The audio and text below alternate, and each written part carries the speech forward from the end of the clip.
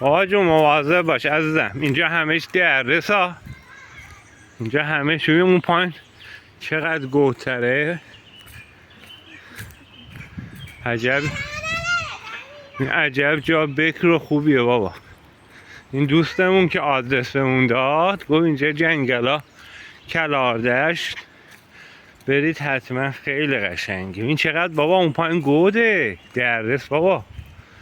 چه جاییه جلو نری. اونا بلد اونا از راه رفتن. آره رودخونه. حالا یکم بیا جلوتر.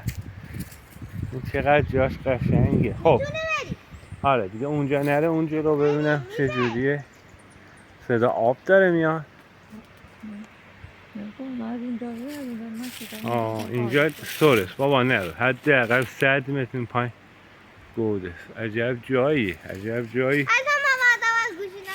آره چه جای قشنگیه. امروز یادم خالی کلاردشت یه دوستی داشتیم تو جنگلا. در حد 1 ساعت پیاده روی اومدیم پایین. این پایین دره ولی همه جا پوشش گیاهی، جلبک، تمام سبزه. جای خیلی عالیه.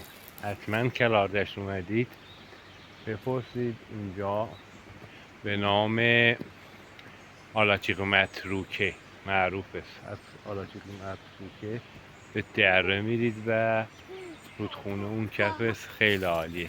جاتون خالیه. خب میبوس همتون. انشالله که هر جا هستید خوش باشید. یا علی مدد.